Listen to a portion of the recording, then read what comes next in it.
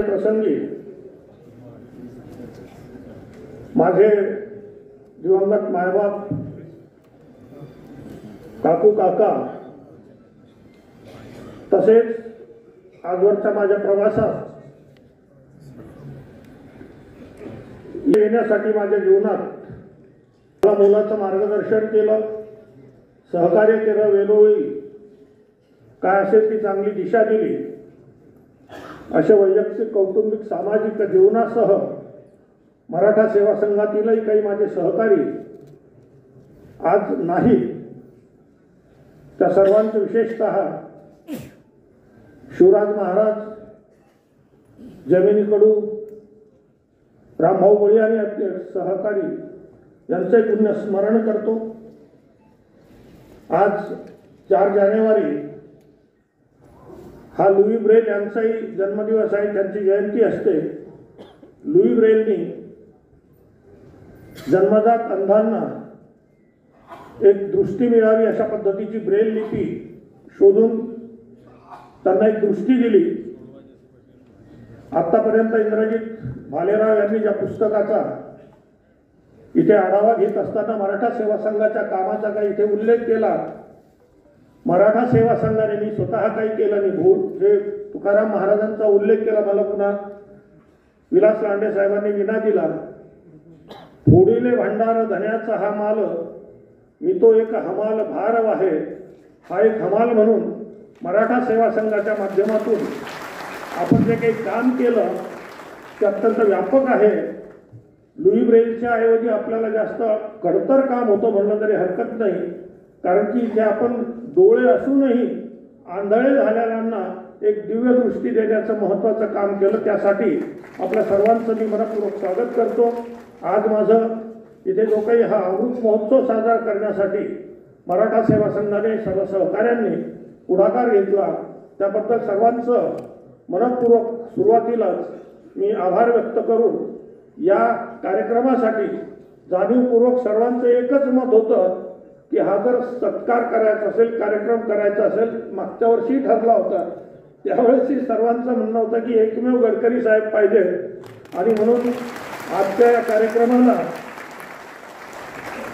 ते आले. त्यावेळेस आमचे कोळसे पाटील साहेब बोलत होते, त्यांच्याही सगळ्या काही भावना ज्या आहेत त्या सगळ्या तुम्हाला सगळेचे सगळे लोक म्हणजे आपल्या राजकीय भाषेत आणि विदर्भाच्या अंगाने बोलायचं झालं माधवराव पाटील, तर आपल्या ज्या व्यथा आहेत, आपल्याकडे शरद पवार नाही पण आपले शरद पवार विदर्भ मराठवाड्यातले गडकरी साहेब होऊ शकतात हे आपण अनेकदा म्हटले आहे.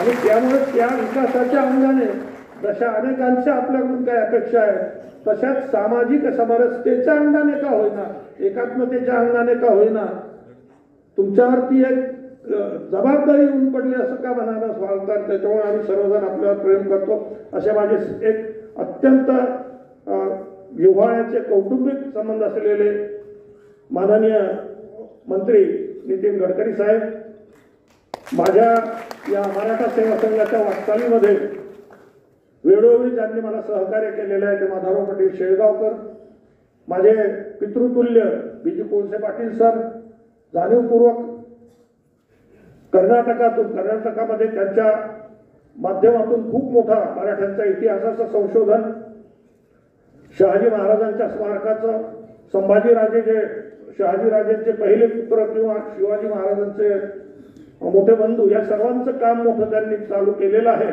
आणि सर्व समावेशकता त्यांच्या कार्यात आहे. असे आमदार मारुती मुळे साहेब, माझे घनिष्ठ मित्र व्यंकटराव, एक दादांचं खरं म्हणजे आता जुन्या पिढीला ओळख आहे, नवीन पिढीपैकी कितींदा आहे माहिती नाही, असे आमचे विक्रमदादा हा थांबा. आणि सातत्याने विक्रमदादा, तुमच्यापैकी काही लोकांना इथले पोलीस अधिकारी असताना माहीत असतील, विक्रम ओके म्हणून तुम्हाला सगळ्यांना जे नवीन नवीन सिनेमा आले त्याच्या अगोदर यांनी यांचे सगळं काही काल दाखवलेलं आहे. तर असे सर्व हे आहे. नंतर आमचे रवींद्रनाथ माळवतकर आणि मंचावरील माझे सर्व सहकारी, माझा सर्वात जुना एक मित्र इथे उभा आहे, तू उभा राहा अरुण. हा अरुण हजारे माझा VRCचा वर्गमित्र आहे, तर तो आलेला नागपूरलाच असतो. आपले डॉक्टर हजारेंचा तर आणि सर्व माझ्यावर प्रेम करणाऱ्या दूरदूरून आपल्या संपूर्ण महाराष्ट्रातून आणि बाहेरून आलेल्या सर्व बंधू आणि भगिनींनो, सर्वप्रथम पुन्हा एकदा मी आपल्या सर्वांचे आभार मानतो. माझ्याबद्दल खूप काही सांगावं अशातला काही भाग नाही. मानपत्र देऊन त्याबद्दल बरीचशी माहिती आपल्याकडे आलेली आहे. मी मधल्या कोरोना काळात काही पुस्तकं लिहिली. हा शून्यांचा ताळमेळ माझं आत्मचरित्र आहे. बाहेर आणलेले त्यावेळेस काही उपलब्ध असतील तर घेऊन घ्या. हे माझ्या संपूर्ण पूर्णांगिनी असलेल्या रेखाताई खेडेकरांचं एक गौरव ग्रंथ आहे. हे बाहेर उपलब्ध आहे. आणि माझ्याबद्दलचे काही लेख जनपुरुष या पुस्तकात प्रकाशित करून हे पुस्तकं आणलेले आहेत. बाहेर ज्यांच्याकडे शक्यता आहे 600 रुपये असतील तर 200 रुपयाला एक पुस्तक विकायला सांगितलं मी. असतील तर तुम्ही घ्यायला काही हरकत नाही. फुकट वाटत मी अलीकडच्या काळात बंद केलेला आहे कारण की माझी परिस्थिती तशी राहिली असो तर त्यामध्ये तुम्हाला बरीचशी माहिती माझ्याबद्दलची मिळू शकते. मित्रांनो, माझ्या या जीवन काळामध्ये बऱ्याचशा काही चांगल्या गोष्टी माझ्या हातून घडलेल्या आहेत. हे नमूद करत असताना मला निश्चित अनुभव आणि आनंद होतो आहे. माझ्याबद्दल काही खूप वेडवाकडं किंवा काही ऐकलेलं काही आहे ते दूर करण्यासाठी तुम्हाला हे पुस्तक नक्कीच कामी पडेल. शून्यांचा ताळमेळ हे जे काही आतापर्यंत केलं हे आपल्या प्रत्येकांचं जीवन जे काही मी केलेलं आहे किंवा इतरांनी केलेलं आहे हे कोणीच नवीन करत नाही. आपल्या प्रत्येकाच्या हातून काही ना काही चांगलं काम घडत असतं आणि आपल्या सर्वांच्या जीवनामध्ये सर्वात जास्त शून्य असतात. या शून्यांचा वेळ कुठलं शून्य कुठे ठेवतो याच्यावर खूप महत्त्व आहे. आणि म्हणून हे काही शून्य माझ्या जीवनात आलेले योग्य ठिकाणी मला ठेवता आले. त्यातलं सर्वात मोठं शून्य म्हणजे माझी बायको रेखाताई खेडेकर. हे शून्य इतकं चांगलं व्यवस्थित फिट्ट बसलेलं आहे की मला बऱ्यापैकी इतपर्यंत येण्यामध्ये माझ्या मायबापानंतर जर कोणाचा जास्त सहभाग असेल तर तो माझी बायको आहे. हे मला सुरुवातीलाच आपल्याला नमूद केलं पाहिजे. मित्रांनो, माझ्याबद्दलची माहिती या मानपत्र वाचत असताना माझी मुलगी स्नेहाने दिलेली आहे. माझं पूर्ण नाव पुरुषोत्तम राधामाय सूर्यभान खेडेकर. 4 जानेवारीचा जन्म. तशा माझ्या 3 का 4 जन्म तारखा आहेत. पण एक दिवस वडील म्हणाले की 4 जानेवारी माझ्याकडे बरी आहे ती करून टाका. याच सभागृहामध्ये मी सेवानिवृत्त झालो होतो 31/8/2007ला. त्यावेळेस आपण 1 सप्टेंबरला आपला एक मराठा सेवा संघाचा वर्धापन दिन सुद्धा इथे साजरा केलेला होता. अशा ह्या परिस्थिती आहेत. मी गावातच शिकलो. नंतर चिखलीला आलो. तिथे 9वी 10वी शिकल्यानंतर नागपूरला गेलो. विश्वेश्वरय्या रिजनल कॉलेज ऑफ इंजिनिअरिंगमध्ये गेलो आणि इंजिनियर झालो. मी इंजिनियर झालो हे मोठेपण नाही तर सर 60 वर्षापूर्वी कमी शिकलेल्या बिन शिकलेला कोळसे पाटील सांगत होते सर त्यावेळेस त्याला आमच्या मायबापांनी खेड्यातून काढून आम्हाला नागपूर सारख्या ठिकाणी नेऊन इंजिनियर करणं हे आमच्या मायबापाची दिव्य दृष्टी दुर्दैवाने आज हरवलेली आहे. मी इंजिनियर झालो. माझे पोरं इंजिनियर झाले. मी गाव सोडून नागपूर पुन्हा मुंबईत आलो. माझा एक पोरगा अमेरिकात गेला. बाकी आम्ही वेगळे काय केलेलं आहे. याच्या पुढे काही आपल्याला करता येईल का ते आपण सर्वांनी पाहिलं पाहिजे. बालपणापासून आम्ही कुटुंबात राहिलो. शेतकरी शेतमजूर कुटुंबात असल्यामुळे आपल्याकडे परोपकार हे असतं. पुण्य पर उपकार पाप हे परपीडा. गरजवंतांना होईल ते देत राहावं अशा पद्धतीने आम्ही काही ना काही देत आलो. माझ्या नोकरीबद्दलचा उल्लेख या इंद्रजित सावंत सरांनी आपले इंद्रजित भालेराव सरांनी केलेला आहे. त्यात काही खूप सांगण्याची गरज नाही. माझ्या कुरकुरी खूप कटकटी होत राहिल्या. सुरुवातीला म्हणजे लोअर कॅडरमध्ये असताना आपण जे बोलत होतो ते एक्झिक्युटिव्ह इंजिनियर झाल्यानंतर तर माझी 36 वर्षात 18 वर्ष मी डेप्युटी इंजिनियर पर्यंत ज्युनियर इंजिनियर वगैरे होतो. त्यावेळेस जवळपास 22-23 बदल्या झाल्या कारण की भयंकर डोकं लावायचं मी नको तिथे. आणि याला कारणं अशी आहेत की ग्रामीण भागातली त्यावेळेस शेतकरी शेतमजूर कष्टकरी कुटुंबातून आलेली जी काही पोरं बाहेर पडलेली होती त्यावेळेस गावचे लोक एकच सांगायचे की पोरा जा पण आपलं नाव मोठं कर. आपल्या गावचं नाव मोठं कर. कुठे भट्टा येऊ देऊ नको. आणि भट्टा येऊ देऊ नको सांगितल्यामुळे आपण नको तिथे डोके लावत बसायचो. आदर्श जो अव्यवहारी आदर्श आहे तो जगण्यावर आम्ही खूप भर दिल्यामुळे आपलं खूप नुकसान झालेलं आहे. हा व्यवहार कळायला मला 18 वर्ष लागले आणि उरलेल्या 18 वर्षात अनायसे साहेबही मंत्री झाले, बायकोही आमदार झाले आणि मला पाहिजे तशा 3च ठिकाणी बदल्या केल्या. हे आपण लक्षात घेतलं पाहिजे. सत्ता ही आणि योग्य वेळी व्यवहार हे उशिरा आलेलं आहे, त्या पद्धतीने मी केलेलं आहे. मी मराठा सेवा संघाचा एक कार्यकर्ता पदाधिकारी म्हणून सर्वांना नोंद आहे, पण मी PWD मध्ये नोकरी केली आणि इंजिनियर होतो हे खूप कमी लोकांना माहिती आहे. मी अत्यंत कार्यक्षम कार्यकारी अभियंता होता हे होतं गडकरी साहेब पुन्हा सांगतील मला खात्रीने सांगायचो. आणि हे होण्यामध्ये मला अत्यंत चांगले मुख्यमंत्री असतील, मंत्री असतील आणि वरिष्ठ अधिकारी लाभले, हे आपण सर्वांनी लक्षात घेतलं पाहिजे. तर अशा पद्धतीने मी 31/8 सेवानिवृत्त झालो. या मधल्या काळामध्ये PWD मध्ये असताना आमच्याकडे एक रजिस्ट्रेशन असतं. दिलीप गेला काय कुठे उभा राहा. हे सगळे छोटे छोटे छोटे पोरं म्हणजे आता इंजिनियर होते आपल्याला, म्हणजे एकदा म्हटलं मला बसमध्ये तरी कोणी पोरं भेटले का रे, काय करता काय नाही, बेरोजगार आहे, तर म्हणलं मी तुझ्याला रजिस्ट्रेशन देतो. त्या STच्या तिकिटावर त्याचं नाव लिहून आणून मी त्यांना रजिस्ट्रेशन पाठवत होतो. एक दिवस गडकरी साहेब म्हटलं काय म्हणलं असं असं आहे. म्हटलं आपण त्यांना काही देतच नाही, पण ते जर कामाला लागत असतील तर काय हरकत नाही. त्यात भर टाकली गडकरी साहेब म्हणजे अजून काय करता येऊ शकतं.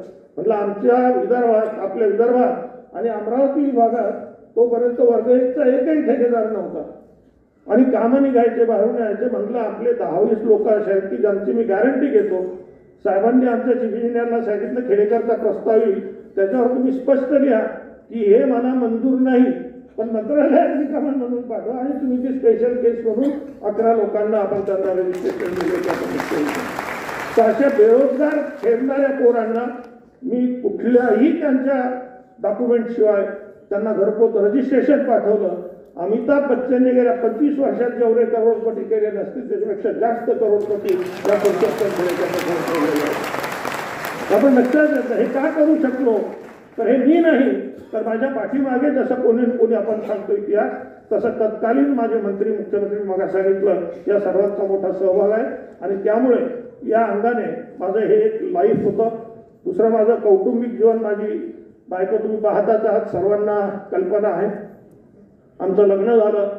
बायकोची नटण्या बोरडण्याची जी हौस असते लग्नातली ती मला पूर्ण करता आली नाही, पण त्याच्यानंतर मी जमेल तेवढं जे काय करता येईल ते बायकोसाठी करतो आहे. लग्न करत असताना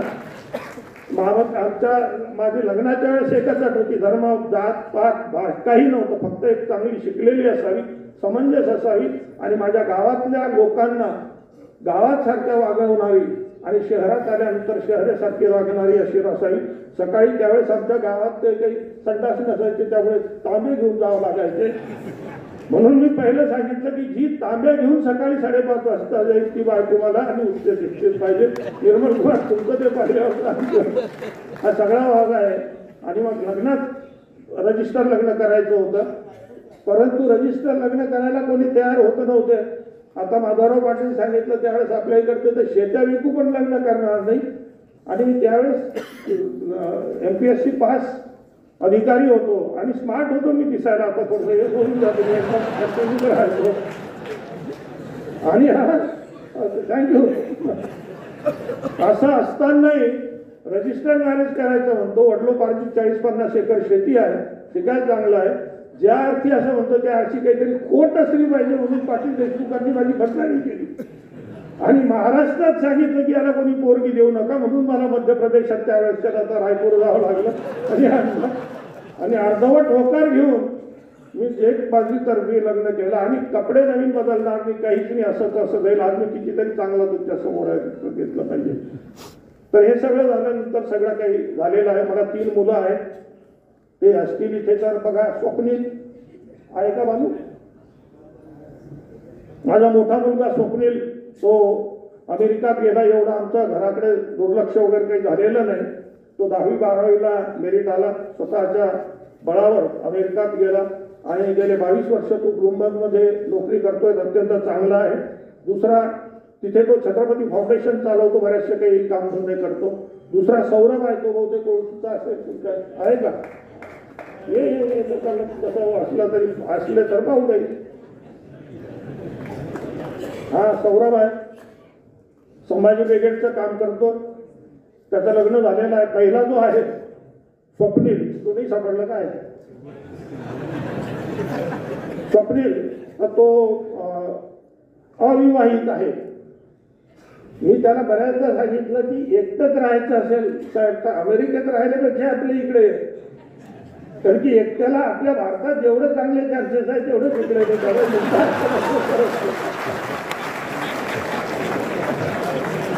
तुमच्या सर्वांच्या वतीने पुन्हा आपण त्याला तशी विनंती करूया. सौरभ लग्न झालेलं आहे, त्याची बायको प्रीती नांदेडची आहे, त्याचे 2 मुलं आहेत, अत्यंत चांगल्या व्यवस्थित त्याचा व्यवसाय चाललेला आहे. आणि तिसरी स्नेहा, ती गेली का? ही स्नेहा ही आमची मुलगी आहे, संचालन जी करत होती ही आता पुढच्या 1 महिन्याभरात PhD होईल. इंजिनिअरिंग कॉलेजला ती लेक्चरर आहे. आणि आमचे काही इकडचे झाडवे पाटील एक प्रतिनिधी आमच्या इथे समोर दिसत आहेत, त्यांची ती सून आहे. सगळ्यांची एक इच्छा होती. अशा पद्धतीचं आमचं बऱ्यापैकी बरं चाललेलं आहे. कौटुंबिक जीवनामध्ये बऱ्यापैकी चांगलं चाललं आहे. पण गडकरी साहेब तुमचं ते त्या आमदारांचा तो मंत्र्यांचा सत्कार केला नागपूरला, त्या दिवशीचं एक वाक्य मला खूप आवडलं की काय समाज सेवा किंवा हे मोठमोठे शब्दाच्या भानगडीत कोणी पडू नका, पहिलं घरदार सांभाळा. तिथे मला आता उशिरा का होईना ती अक्कल आलेली. त्यामुळे जमलं तर पुढच्या कालखंडामध्ये मी थोडंसं घराकडे लक्ष देण्याचा सुद्धा बराचसा माझा प्रयत्न आहे. जे झालं ते झालं, असं या सगळ्या बाबी आहेत. परंतु या सगळ्या परिस्थितीमध्ये आमचं बऱ्यापैकी बरं चाललेलं आहे. असं आमचं हे कौटुंबिक जीवन आहे, काहीही त्याच्यामध्ये अडचण नाही. मित्रांनो, सार्वजनिक जीवनामध्ये मी आपल्याला सांगितलं तसं काही ना काही बाबी या आपण सर्वच जण लहानपणापासून करत असतो. घरदार सोडून बाहेर आल्यानंतर जिथे कुठे जातो आपल्याला ओळखी पाळखीचं कोणी भेटतं, त्याला आपण आपल्याकडून होईल ती मदत करतो. कोणी दवाखान्यासाठी येतं, यासाठी त्याच कामासाठी येतं आणि त्या पद्धतीने काही करत असतो. पण वैयक्तिक पातळीवर आपण जे काही करतो ते त्याला पाहिजे त्या प्रमाणात पूर्ण होत नाही. म्हणून जवळपास मराठा सेवा संघटने तर जवळपास जगातल्या सगळ्याच संस्था संघटना हे NGO सारखं काम करतात की ज्यांच्याकडे जे का रंजले गांजले तुकाराम महाराजांचा आपण आपण सांगतो त्याशी म्हणे जो आपुले लोकांना आपल्याकडून जे काही देता येईल त्याच्या गरजा पूर्ण करता येईल, त्याला स्वबळावर स्वतःच्या जीवनामध्ये उभं करता येईल का, हा एक मोठा एक कन्सेप्ट घेऊन मी माझे सहकारी त्यावेळेसचे निर्मल कुमार देशमुख इथे आहेत, या सर्वांनी आम्ही एक मराठा सेवा संघाची स्थापना केली आणि बऱ्यापैकी त्यामध्ये 33 कक्ष निर्माण झाले. जिजाऊ ब्रिगेड, संभाजी ब्रिगेड, वीर भगतसिंग विद्यार्थी परिषद, हे सगळे आपल्याला सर्वांना माहिती आहे. पण आता ज्या पुस्तकाचा उल्लेख केला त्या पुस्तकात उल्लेख केल्याप्रमाणे कदाचित कधी कधी काही वेळेस चांगलं काम करत असतानाही समाजामध्ये आपल्याला पाहतो की अचानक त्याला कुठलं तरी वेगळं रूप येतं. कधी मीडियाच्या माध्यमातून असेल, अमकं असेल, तमकं असेल. जसं आता स्वतः इंद्रजित सर म्हणाले की मला सुद्धा एवढी माहिती नव्हती की अशी काही दुसरी बाजू आहे. त्यामुळे एक दुसरी बाजू असते ती कधी पुढे आणल्या जात नाही, येऊ दिल्या जात नाही किंवा त्याची मांडणी होत नाही किंवा ती बाजू पुढे येत नाही. अशा काही बाबी असतात. मराठा सेवा संघाकडे बऱ्यापैकी दुर्लक्ष अनेक लोकांनी अनेक वर्ष केले की आम्ही काय करतो काय नाही. त्या सगळ्या बाबींकडे आपण ज्या पद्धतीने पाहिलं तर मराठा सेवा संघाने बरंच काम केलेलं आहे. वैयक्तिक कौटुंबिक जीवनामध्ये आम्ही सुद्धा बऱ्याच कटकटी केल्या. मी मगा सांगितलं त्याप्रमाणे माझ्या नोकऱ्यांमध्ये कटकटी बऱ्याचशा झाल्यामुळे एक दिवस असा आला होता की मला कदाचित काढून टाकलं नाही आणि बायको हैराण होते. जे कोणी सरकारी नोकरदार अधिकारी असतील, जुने असतील, व्यंकटराव सह, या सर्वांनी एक पुन्हा एकदा आपल्या लग्नांचं ऑडिट केलं तर तुमच्या असं लक्षात येईल की आपलं कोणाचंही लग्न हे पुरुषोत्तम खेडेकर नावाशी व्यक्तीशी झालेलं नसतं. रेखा खेडेकरचं लग्न कधीही पुरुषोत्तम खेडेकर व्यक्तीशी झालेलं नसतं. तर Purushottam Khedekar assistant engineer MPSC pass PWD याच्याही झालेलं असतं. त्यामुळे तुम्ही नोकरी सोडतो म्हणलं तर बायको म्हणते पहिल्यांदा मी तुला सोडतो आणि नंतर काय करायचं त्याचं. ही आपली परिस्थिती आहे. आणि ती परिस्थिती माझ्या जीवनात आली होती की एखाद्याची त्याला झालं नाही आणि 3 पोरं झालेली. नवरा उद्या गेला कुठे बाहेर, काहीच नाही, इकडे नाही तिकडे नाही, घर नाही, आमकं नाही तमकं नाही, काय होईल काय नाही. म्हणून यांनी BEd केलं आणि हळूहळू नोकरी शोधण्याच्या त्या प्रयत्नात असताना तुला काय म्हणजे मास्टरीन झाली तरी जर पोरं घेऊन कुठेतरी राहील, नवरा गेला तरी हरकत नाही होती. म्हणून म्हटलं काही हरकत नाही. मग म्हणून आम्ही एक संस्था स्थापन केली, राष्ट्रमाता जिजाऊ समाज विकास संस्कार संस्था 1988 मध्ये. आणि आज माझ्या या संस्थेमध्ये ग्रामीण भागातले 3,500 पोरं अत्यंत चांगल्या पद्धतीने प्ले ग्रुप तो 12वी पर्यंत शिकतायत आणि अत्यंत चांगलं उच्च दर्जाचं शिक्षण देतो. चांगल्या पद्धतीचे पोरं पुढे गेले. मराठा सेवा संघ ही त्यानंतरची आपली दुसरी स्टेप आहे. त्या माध्यमातून आपण अनेक लोकांना सहकार्य केलं, बाहेरच्या लोकांना केलं, अत्यंत चांगल्या वास्तू निर्माण केल्या. नागपूरमध्ये मधुकरराव आहेत का? मधुकररावनी बळीराजा संशोधन संस्था एक अत्यंत मोठी इमारत आपण सर्वांनी घडकेली साहेब आपण पाहिलेलीच आहे. आणि तुमचा त्यावेळेसचा आक्षेप आजही आमचा तसाचा तसा ते आम्हाला अजून काही त्याचा वापर करता आलेला नाही. योग्य पद्धतीने हे सगळं काही झालेलं आहे. त्यामुळे आपण सर्वांनी या आपल्याकडे इथे सगळीकडे चांगले आपण आम्ही सगळ्या इंजिनियर्सने आम्ही एवढं इन्फ्रास्ट्रक्चर उभं केलेलं आहे. माझी पुन्हा आपल्याला विनंती आहे की आपण त्याचा चांगल्या पद्धतीने उपयोग करून काही संशोधन केंद्र म्हणा, वेगवेगळ्या पद्धतीने काही गोष्टी करता येतील. आपण इमारती बांधल्या, सगळ्या काही गोष्टी केलेल्या आहेत. तर तेही काम आपल्याला सर्वांना करणं खूप गरजेचं आहे. जिजाऊ सृष्टीबद्दल मग घोगरे साहेब बोललेले आहे. जिजाऊ सृष्टी उभं करण्यासाठी आम्ही आपल्या स्वतःच्या समाजाच्या माध्यमातून सर्वात जास्त काम करण्याचा प्रयत्न केला. सरकारकडे मागत राहिलो, अनेक वर्ष मागत राहिलो. कोळसे पाटील साहेब तुमच्या सरकारपासून सगळ्यापर्यंत माधवराव पाटील म्हणाले तसे तुमचा माझाही अनुभव तसाच आहे की सगळे सरकारकडे मागलो, पण पहिल्यांदा आम्हाला एक रकमी 5 कोटी रुपये गडकरी साहेबांनी दिले, ज्याच्यातून दोघं राहिलेले आहे.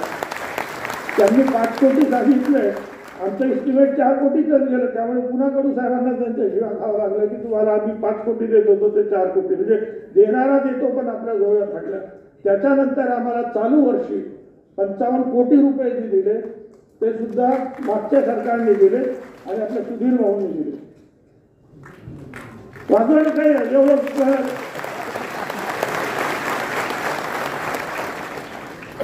सुधीर भाऊ गुणवंतीवार एकदम म्हणजे सहज ते भेटले. आम्ही दोघे विधान भवनात फिरत होतो. या म्हणले चहा पिऊ असं करता करता बसले, काय चाललं काय नाही. त्यांनी सुद्धा आम्हाला सांगितलं की 100 कोटीचे तुम्हाला मी कामं देईल. पुन्हा आम्ही विसरून गेलो. म्हटलं तर बरेच दिवस झाले. ते एक दिवस अचानक फोन आला त्यांचा, काय झालं म्हटलं तुमचं काहीच नाही. 2च दिवस उरले होते. ते पुन्हा अंदमान आणि चेन्नईला होते. डिपार्टमेंटच्या लोकांना कामाला लावलं. कडू साहेबांनी रातोरात काही इस्टिमेट बनवले. आमचे 50 कोटीचे इस्टिमेट दिले, त्याला घरपोच मान्यता मिळाली. हे सर्वच सर्व सुधीर भाऊ मुनगंटीवारांनी केलेलं आहे. पुढचं काम आपलं होईल, त्यांच्यासाठी आपण पायावाजो असं म्हणतो. हे फक्त केवळ आणि केवळ वैयक्तिक संबंध एखादाही खेडेकर त्यांच्याकडे होत्या. मग उल्लेख केला तुम्ही त्या भाजपमध्ये गेलेला वगैरे वगैरे वगैरे, तर सगळं काही मान्य. आमचे तत्व मग आज सांगितलं जरी 2 असले तरी त्यावेळेस आम्ही बरेच प्रयत्न जरी केले तरी 86 पासून आम्ही पवार साहेबांच्या पाठीमागे होतो. कुठे काय झालं झालं म्हणजे मराठा सेवा संघामुळे त्यांना आमदारकी मिळाली, तशी मराठा सेवा संघामुळे आमदारकी गेली सुद्धा, हे आपण सुद्धा लक्षात घेतलं. तर ह्या सगळ्या बाबी आहे. जे होईल ते आपण केलेलं आहे. माझ्या या जीवनामध्ये नोकरीमध्ये बऱ्याचशा चांगल्या गोष्टी करू शकलो आम्ही. त्याचं पहिलं कारण एक तर मला त्यावेळेसचे मुख्यमंत्री सगळे असतील, विजयदादा जिथे आलेले नाही. मराठा सेवा संघाची स्थापना झाली त्यावेळेस विजयदादा हे पिढवणुकीचे मिनिस्टर होते. तेव्हापासून त्यांनी काहीही झालं तरी खेडेकर जे करेल ते चुकीचं करणार नाही अशा पद्धतीच्या त्यांनी माझ्या पाठीशी उभे राहिले. कारण की माझा जो काही कामाचा भाग होता त्यात कुठेही मी कधी कमी नव्हतो. नंतर गडकरी साहेब आले, माझे सर्व सचिव असतील, माझे मुख्य अभियंते असतील, त्यांनी माझ्यावर पूर्ण विश्वास ठेवला आणि मी बरेचसे कामं करू शकलो. आणि त्यामुळे मराठा सेवा संघासाठी मी जी नोकरी करत होतो, मी शुक्रवारी दुपारी बाहेर पडत असेल तर सोमवारी दुपारी पुन्हा परत येत होतो. तुम्हाला नाही ते आपल्या ठाण्याला ते काम एक उद्घाटन ठेवलेलं, आपलं भूमिपूजन ठेवलं होतं. ते नेमकं रविवार घेतला होता आपल्या त्या अंबरनाथच्या नगराध्यक्षा पौर्णिमा कबरे त्यांनी. तर म्हटलं सर्वी तयारी होईल, तर म्हटलं मी नसतो रविवारी. नाही म्हणे असं कसं, तर म्हटलं गडकरी साहेबांनाही माहीत आहे मी रविवारी नसतो. त्या गेले तर तारीख बदलून दिली साहेबांनी, परंतु मी त्याच्यात केलं नाही. एवढे सुद्धा माझ्यासाठी अनेक लोकांनी काही ह्या गोष्टी केलेल्या आहेत. आणि त्यामुळे मला माझ्या सर्व सहकाऱ्यांनी अगदी लहान छोटा एक काम 5 दिवसात करायचं म्हणलं तर ते 4 दिवसात करून मोकळे व्हायचे. ही सगळी परिस्थिती होती. त्यामुळे बऱ्याचशा गोष्टी मला करता आल्या. हे सगळं करत असताना आज अमृत महोत्सव म्हणजे 75. बघा तुम्ही कोळसे पाटील सर म्हणाले की शताब्दीमध्ये, खरं म्हणजे आता 75 हे आपलं बालक ठरलं पाहिजे. आणि आता कोणी डॉक्टर सिने असतील तर ते स्टेम थेरपी वगैरे काय चालू आहे, ती जर आली तर इथे आपण सगळेचे सगळे मरणारच नाही ना, काही डोक्याला ताप करायचा. त्यामुळे आता आपलं बालपण आपण ज्या मायबापाच्या कुटुंबात जन्माला आलो ते काही दरिद्र होता अशातला काय भाग नाही. आपण आपल्या जन्माच्या वेळेस चांगल्या परिस्थितीत होतो, त्याच्यापेक्षा बऱ्या परिस्थितीत आता आहो. डॉक्टर आहेत, सगळं काही आहे. त्यामुळे आता 75 साजरी करणं म्हणजे तसं म्हणलं तर हे बाल्यावस्थेतलंच आहे, अशी परिस्थिती आहे. त्यामुळे तुमची जी एक सूचना आहे की पुन्हा आपण 25 वर्षानंतर भेटू, तुमची इच्छा पूर्ण हो एवढंच मी फक्त काहीच नाही, सगळं काही चांगलं होईल. तर मित्रांनो हे सगळं आहे. तर या पद्धतीने आपण काही केलेलं आहे. खूप काही आता न करता मी 2007ला सेवानिवृत्त झालो. मराठा सेवा संघ हे सगळं आपल्याला माहिती आहे. माझे मायबाप म्हणा, काकू काका म्हणा, सर्वांनी आतापर्यंत आपला सगळ्यांचा जो काही एक सहवास लाभला हा पुढे लाभत राहील. पुढे भविष्यात काय करायचं मी लांबत नाही, आता उरकून घेतो. तर भविष्यामध्ये मराठा सेवा संघ कसा वाढवता येईल, अजून भोगरे साहेब अजून काही नवीन पदाधिकारी, निर्मल कुमार आपण कुठेतरी फेल होतोय की काय, नवीन लोकांच्या मनामध्ये काय भीती आहे ते समजायला काही कारण नाही. पण या परिस्थितीत सुद्धा मला सांगताना अभिमान वाटतो की आता मराठा सेवा संघाचं काम आपल्या भारत देशातल्या सर्व देशांमध्ये राष्ट्रीय कामाजी आहेत का, कामाजी हे आता राष्ट्रीय अध्यक्ष आहेत आणि आपल्या देशातल्या सर्व केंद्र शासित प्रदेशासह मला वाटतं फक्त लक्षद्वीप आणि हे सोडून सगळीकडे आपल्या राज्यांमध्ये मराठा सेवा संघाच्या शाखा आहेत. अभिनंदन करावं विनंती आहे. त्यामुळे सगळीकडे फिरत राहणे, जाणे, भेटणे ही एक आमची सर्वांची पुढची प्रायोरिटी आहे. भविष्यामध्ये काय करायचं तर पहिली गोष्ट माझ्या बायकोला सर्वात चांगलं आयुष्य कसं लाभेल याच्यासाठी मी जास्तीत जास्त काम करणार आहे. की बायको आहे तर मी आहे, मी आहे. बायको याची माझी एक हे आहे. कारण की नेमके 5-7-8 दिवसापासून आमचं वेळेवरच सर्दी खोकले पळसे सुरू झालेले आहे. आज कशा तरी ते आणलेलं आहे, कशी परिस्थिती निर्माण झालेली आहे. मराठा सेवा संघ वाढीसाठी काम करणे, सोयीनुसार सामाजिक योगदान देणे, सर्वांनी जमेल तशा पद्धतीने काही गोष्टी करावी अशी माझी विनंती आहे. आणि सर्वांच्या ज्या सूचना आहेत आतापर्यंत इथे सर्व जे बोलले, शतक महोत्सव साजरा करायचा तर पुढच्या 25 वर्षासाठी काय करता येईल त्याचं नियोजन सुद्धा मी सुरू करतो. ज्यांची माझ्यासोबत येण्याची राहण्याची इच्छा असेल त्यांनी सुद्धा आतापासून यायला काही हरकत नाही. कदाचित त्यावेळेस हे बालगंधर्व वेगळ्या पद्धतीचं आपलं कुठेतरी काहीतरी होईल. तर मित्रांनो, हा गमतीचा भाग सोडला तरी आपण सर्वांनी माझ्यावरच्या प्रेमापोटी सर्वांनी, विशेषतः विजय भोगरे आणि माझा मुलगा सौरभ कुठे गेला रो इकडे ये ना, तुम्हाला कुठे गेला इकडे. हा आणि विजय भोगरे या दोघांनी एकदम टोकाची भूमिका घेतली. केवळ यांच्या हट्टापायी आणि यांच्या आग्रहाखातर इथे आलो आणि त्यांनी पुन्हा ती अट घातली की एकमेव पाहुणे आपले गडकरी साहेब आले पाहिजे. मग मी म्हटलं त्यांना सोयीची असेल ती तारीख आपण घेऊ. नाही म्हणजे 4 जानेवारी तुम्हाला काय करायचं आम्ही जाऊ, भेटू, काय वाटेल ते करू. आणि हे सगळं काम यांनी केलं आणि साहेबांना इथे घेऊन येण्याचं काम आमचे बाळासाहेब तुझे हे छोटेसे उंचीने तुम्हाला दिसतात महाकर्तव्य गडकरी साहेबांचे सगळेचे सगळे जे काही काम पाहत असतात बाळासाहेब हे आमचे भाचई आहे, भाची जावई आहे, त्यांनी केलेलं आहे. या बाळूसाठी तुम्ही सर्वांनी टाळ्या वाजवा. साहेबांचं पुन्हा एकदा टाळ्या वाजून साहेबांचेही अभिनंदन, आभार मानावे आणि त्यांना सविस्तर बोलण्यासाठी आम्हाला वेळ द्यावी आणि साहेबांनी दिलखुलासपणे इथे बोलावं अशी माझी विनंती आहे. धन्यवाद. जय जिजाऊ.